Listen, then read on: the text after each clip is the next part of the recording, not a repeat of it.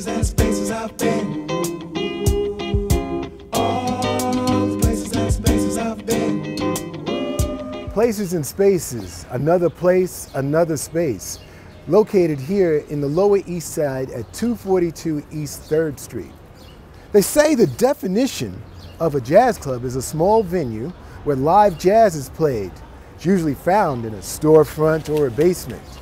It has an attentive audience, a vibrant audience with some drink and discussion, particularly when the bass players play. Just a joke. That place was JustCoolin, which opened up as a Ukrainian bar and restaurant and operated between the mid-1960s to the early 1970s. At that time, here in the Lower East Side, it was also known as a place where drug dealers met.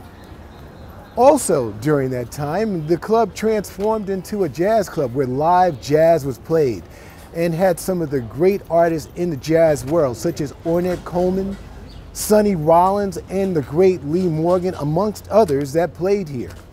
Now, Suggs was going through a lot of changes with the live jazz, but it also became the home of free jazz with Sun Ra and the Sun Ra Orchestra beginning in March 1966 to 1967. Now, with free jazz became a diverse audience that started coming here. You had models, actors, filmmakers, and painters, such as the great Salvatore Dali and Larry Rivers, amongst others, that congregated to hear this great music here at JustCoolin. The scene was clean here at JustCoolin. Everybody wanted to be here. You had a vibrant audience. Everybody was listening to the music, musicians, filmmakers, and wannabes. Until February 19th, 1972, when Lee Morgan was headlining. You see, Lee had a heated argument with his common-law wife, and she left. She came back in the wee hours as Lee Morgan was getting ready to enter the stage, and she shot him.